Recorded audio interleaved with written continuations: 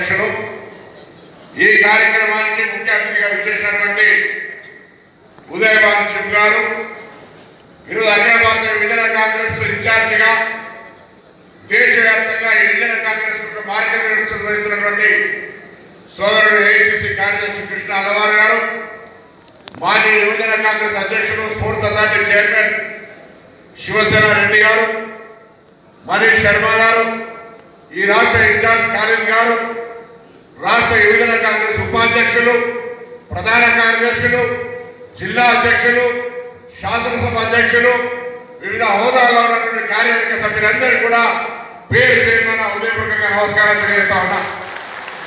ఈరోజు యువజన కాంగ్రెస్ ఒక గుండెకాయ లాంటిది.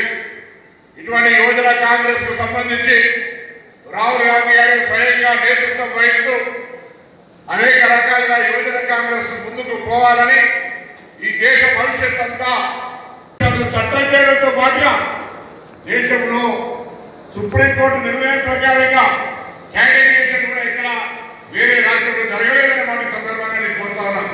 మీరు దయచేసి ఈ అంశాన్ని క్షేత్ర స్థాయిలో తీసుకుపోయే ప్రయత్నం చేయండి. తప్పకుండా మనందరికీ భవిష్యత్తులో ఒక ఆయుధం దొరికినట్టయితే మనం చేస్తా ఉన్నాం. కాబట్టి దయచేసి ఈరోజు వాస్తవంగా నేను ఇక్కడ అంబర్పేటలో మీరంతా చూసినారు. హనుమంతరావు గారు పెట్టారు, ఒక అంబేద్కర్ విగ్రహావిష్కరణ పెట్టారు. ముఖ్యమంత్రిగా రావాల్సి ఉంటే కానీ ఆ బాధ్యత నాకు అప్పేపినాను. అక్కడికి పొమ్మంటే ఈ ప్రోగ్రామ్ ఉందని తెలిసి ఇక్కడికి వచ్చినా నన్ను నేను మొత్తం ఈవినింగ్ దాకా మనం మీటింగ్ అది అన్నీ రమ్మంటే వస్తా, కానీ ఆ విగ్రహావిష్కరణకు పోయడానికి అవకాశం ఏంటి? నేను మిమ్మల్ని అందరూ కూడా కోరుతాను. యువజన కాంగ్రెస్ పార్టీకి ఒక గుండెకాయలాగా ఏ విధమైనటువంటి రక్తపోటు రాకుండా గుండెకాయలు సక్రమంగా శ్రమ ద్వారా మనిషి విధంగా వాకింగ్ ఇతర వ్యాయామం ద్వారా గుండెకాయ ప్రాపర్గా నడపాలనుకుంటాడో మీరు కూడా ఈ యువజన కాంగ్రెస్ గుండెకాయ కాంగ్రెస్ పార్టీ నడవడానికి మీ శ్రమను దారబోయండి. తప్పకుండా భవిష్యత్తులో మీకు మంచి జరుగుతుంది, రాజకీయంగా ఎదుగుతారు. నేను ఒక ఎన్ఎస్సీ అధ్యక్షుడిగా, జిల్లా ఎన్ఎస్సీ అధ్యక్షుడిగా, ఈనాడు పిసిసి అధ్యక్షుడు మహేష్ కుమార్ గౌడ్ గారి కమిటీలో పనిచేస్తున్నాను.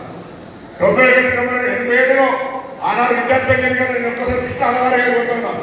దేశవ్యాప్తంగా ఒకవేళ నేను మనవడు చెప్పా, విద్యార్థి సంఘ ఎన్నికలు లేకపోయి ఉంటే నేను ఇలా రాజకీయాలకు వచ్చేవాడిని కాదు. ఎన్ఎస్సీ విద్యార్థి సంస్థ లేకపోతే నేను రాజకీయ కుటుంబ నేపథ్యం తిరాలే, ఇలా రాజకీయాలు లేకుంటే. కాబట్టి నిర్ణయం ఎక్కడైతే ఎన్నికలు లేకుండా ఉన్నాయో, దేశవ్యాప్తంగా చాలా రాష్ట్రాల విద్యార్థి సంఘ ఎన్నికలు లేవు, కానీ మన ప్రభుత్వాలు ఉన్న దగ్గర విద్యార్థి సంఘ ఎన్నికలు జరిగినట్టయితే నూతనంగా యువజన నాయకత్వం బయటకు వచ్చి సమర్థవంతంగా ఈ యొక్క సమకాలీన రాజకీయాల్లో పాత్ర పోషించే అవకాశం వస్తుంది. విద్యార్థి సంఘ ఎన్నికలు జరగాలి, క్రియాశీల రాజకీయాల యువకుల పాత్ర రావాలి. స్థానిక సంస్థల ఎన్నికలు సిద్ధంగా ఉండి జూన్ జూలై ఎన్నికలు వస్తాయి. అప్పటిదాకా స్థానికంగా కొంతసేపు ఈ హైదరాబాద్ ఈ తదితర రాజకీయాలు, హైదరాబాద్ కార్పొరేట్ పోలీసులు రండి. నేను హైదరాబాద్ ఇన్ఛార్జ్ మంత్రి, ఇవాళ చాలా వ్యాఖ్య ఉంది, మీరు దాన్ని ఐక్యపై చేసుకోండి. రేపు డివిజన్లు గెలవడానికి సంబంధించి యువకులకే చాలా ప్రాధాన్యత ఇచ్చే ఆలోచనతో పార్టీలో మిత్రుడు అనిల్ గారు, మీకు అందరూ కూడా అనేక సందర్భాలు చర్చ చేసుకుంటున్నాం.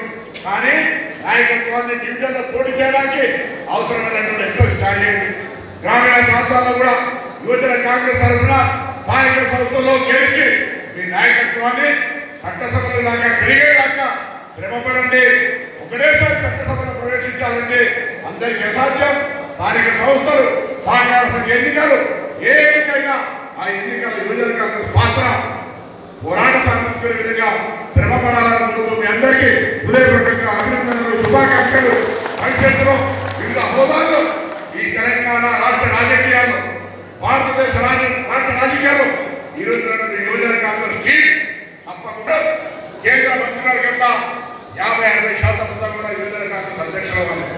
ముగ్గురు వాసవి గారు, శల్య గారు, ఆనంద్ శర్మ గారు, మనీష్ తివారీ గారు, ఇట్లా ఒక్కొక్క రాజకీయ నాయకులందరూ తీసుకుంటే ఆర్గనైజేషన్ చేసిన వాళ్ళంతా కూడా ఈనాటి యువజన రక్తం రేపు రాష్ట్ర రాజకీయాలు, దేశ రాజకీయాల్లో ప్రభావితం చేసే విధంగా ఎదగాలని మనసా వాచ కోరుకుంటూ మీ అందరికీ నా హృదయపూర్వక శుభాకాంక్షలు.